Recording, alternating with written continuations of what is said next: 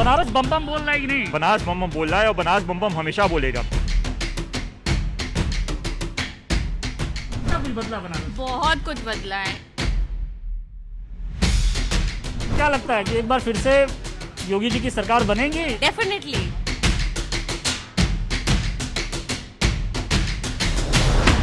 बनारस के मन में क्या है, इसी बात को जानने और समझने के लिए आज हम पहुंचे हैं दीना चाट भंडार में। कहते हैं कि बनारसी जायके का जो स्वाद होता है वो दीना चाट भंडार के टमाटर और गोलगप्पे के बगैर अधूरा रहता है। और जब बात चुनावी माहौल की हो तो ये स्वाद और भी दुगना हो जाता है। आपको बता दें, ये दुकान गोदौलिया और लक्सा इलाके के बीच में स्थित है और लगभग 70 से 80 साल पुरानी ये दुकान है।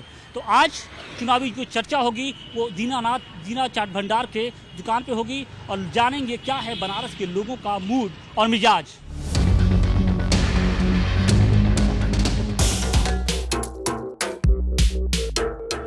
बनारस बम बम बोल रहा है कि नहीं? बनारस बम बम बोल रहा है और बनारस बम बम हमेशा बोलेगा। इसका एक रीज़न है कि ये बीजेपी का बहुत बड़ा गढ़ रहा है और ये इसमें आप भी बीजेपी के सपोर्टर है क्या? लग तो रहा है। मैं बीजेपी का सपोर्टर हूँ, मैं डेवलपमेंट का सपोर्टर हूँ और जो भी पार्टी डेवलपमेंट करती है उसका सपोर्ट करता हूँ। एंड फिलहाल जो देखा है 7 सालों में बीजेपी ने बहुत अच्छा काम किया, इसलिए बीजेपी का सपोर्टर हूँ। ये बदलते बनारस की जो बात है, बहुत इसकी चर्चा हो रही है, पूरी दुनिया में चर्चा हो रही है, पूरे देश में चर्चा हो रही है। क्या खास बदलाव हुआ है? क्या आपकी नज़रों में क्या नज़र आया? बनारस में जैसे विश्वनाथ कॉरिडोर बनाया जी, और बहुत ही सुंदर काम किया इन्होंने जी। विश्वनाथ कॉरिडोर में। हाँ। इसके अलावा आप यहाँ पे कन्वेंशन सेंटर बनाया, हाँ। सिगरा पे हाँ। रोड बनाई। बनारस एकदम बम बम बोल रहा है। बिल्कुल बम बम बोल रहा है। क्या लगता है बनारस जो बदल रहा है, कितना कुछ बदला बनारस? बहुत कुछ बदला क्या है। क्या इवन बदला मैं है? 1 साल बाद जबलपुर से आ रही हूँ। ये मेरा होम टाउन है बनारस। मेरी पैदाइश यहीं की है। मैं शादी होकर जबलपुर चली गई हूँ, तो साल में एक चक्कर मेरा हो ही जाता है। एक साल में क्या बदला, खासतौर से गोदौलिया और मंदिर की बात करें? बहुत। कॉरिडोर गई थी देखने? बिल्कुल, मैं अभी वहीं से आ रही हूँ और मतलब लास्ट ईयर में मैंने देखा था जितना भी चेंज था, आज मतलब मुझे विश्वास ही नहीं हो रहा था कि वही जगह है जो विश्वनाथ गलियों से हम छोटी छोटी गलियों से मंदिर जाते थे और वहाँ जाके लगा कि इतना बड़ा एरिया इस जगह पे हो भी सकता है, ये पॉसिबल है। मतलब मुझे तो विश्वास ही नहीं हो रहा था। लेकिन कुछ लोग ये कह रहे हैं कि बीजेपी अब इन मंदिरों के सहारे एक बार फिर से सत्ता की सीढ़ियाँ चढ़ना चाहता है।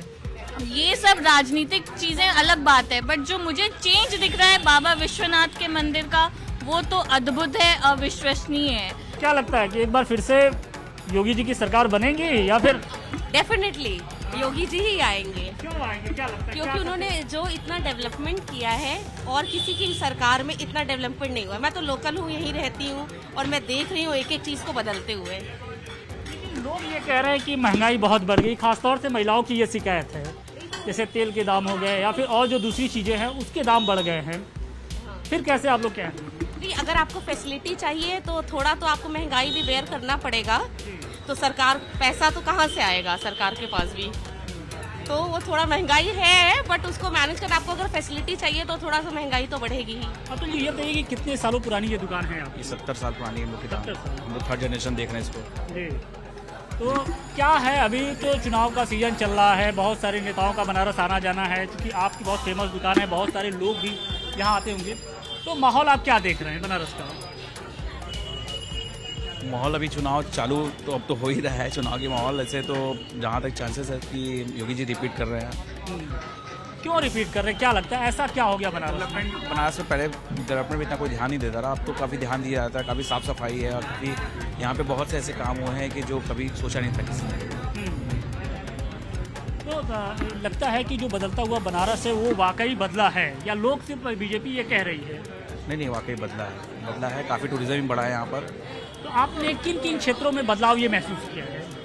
काफ़ी मतलब हर उद्योग में काफ़ी फ़र्क आया है। हम मतलब हर चीज़ों में ध्यान दिया, साड़ी के व्यापारियों को ध्यान दिया गया, हर क्षेत्र में ध्यान दिया गया। देखिए, हमारे साथ एक अहमदाबाद की भी फैमिली है, ये लोग घूमने के लिए यहाँ आए हैं। हम इनसे जानते हैं कि बनारस में कितना बदलाव हुआ है। यहाँ वहाँ के जो नेता हैं नरेंद्र मोदी, उन्होंने यहाँ पर कितना, आपको क्या लगता है कि बनारस बदल रहा है अब? 22 साल पहले हम आए थे, जो 22 साल में आज देखा हमने तो ऐसे नया ही लगा हमारे को। तो अभी ऐसे तो मैं बोल नहीं सकता हूँ कि क्या बदला है, क्योंकि 22 साल में आया था पहले तो इतना कुछ जाग जमाट था नहीं। आज आया तो स्वर्ग जैसा लगता है, और जो व्यवस्था है वो भी बहुत बढ़िया है। तो गुजरात से ही आते हैं, सांसद भी हैं हमारे यहाँ के नरेंद्र मोदी जी, प्रधानमंत्री भी हैं। कितना गर्व महसूस कर रहे हैं आप उनके ऊपर? हम तो जैसे तस्वीर देखकर हमारे घर में जो कोई बच्चा प्रगति कर रहा है और नाम कमाता है, ऐसे हमारा जो गुजरात का शेर है नरेंद्र मोदी, ये वाराणसी का अभी धारासभ्य बोलते हैं ना, हाँ। और एमपी बोलते हैं, तो वड़ा प्रधान पद का वो उम्मीदवार वो है। तो हमारा गर्व है कि हमारा वो बच्चा है ना, वो देश का बच्चा नेता है। वाकई क्या लगता है कि वाकई जो गुजरात के शेर हैं? हम तो हमारे बच्चे को बोलते हैं कि वो तो नरेंद्र दादा है। वो छोटे थे तब इसको दिखाया था, तो बोलते हैं कि जब गुजरात के मुख्यमंत्री थे पहले, तो अभी तो वो पूरा देश का प्रधानमंत्री सेवक हो गया। देश के प्रधानमंत्री हैं और बनारस के सांसद भी हैं। हाँ, बदलाव कर और दिया उन्होंने। बहुत खुश है बनारस देख के। पहले 20 साल पहले आए थे तो इतना अच्छा नहीं लगता था, अभी बढ़िया है। अब तो हम लोग देख रहे हैं, आप मंदिर भी बन गया, कॉरिडोर जो था वो भी बन गया, गंगा घाट भी कुछ। तो इन सब कामों की वजह तो आपको लगता है कि एक बार फिर से योगी सरकार रिपीट करने जा रही है? एकदम हमको तो पूरा विश्वास है, पूर्ण यकीन है कि योगी सरकार फिर से आएगी। क्यों? अखिलेश जी में क्या कमी है आपको? अखिलेश जी में क्या कमी है? अब अखिलेश जी तो कह रहे हैं कि भाई बिजली का बिल हम 300 यूनिट तक फ्री में देंगे, और भी वो सारी चीज़ें कह रहे हैं।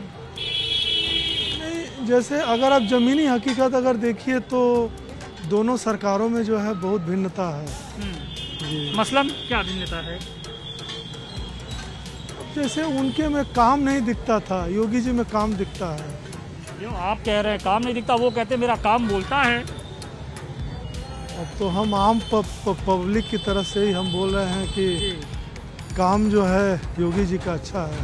हम तो पहली बार आए तो नहीं कंपैरिजन नहीं कर पाएंगे, लेकिन शहर डेवलपमेंट की ओर बढ़ रहा है देखा जाए तो। रोड भी है, ट्रैफिक भी सुचारू रूप से चल रहा है, जगह जगह डाइवर्जन कर रखी है ताकि एक जगह ट्रैफिक लोग ना हो।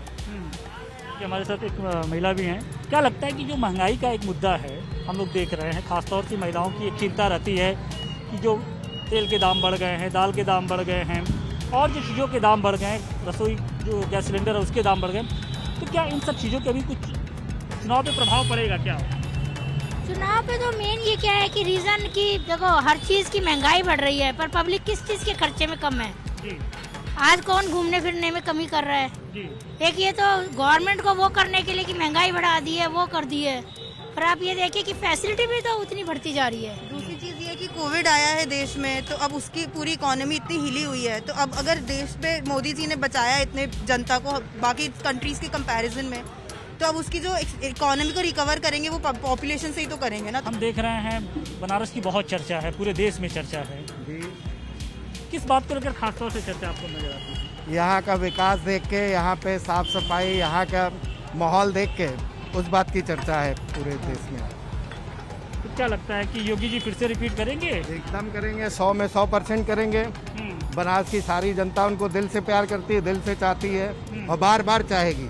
बुनकर तो अपनी रोजी रोटी कमाता है, मेहनत करेगा तो ही खाएगा।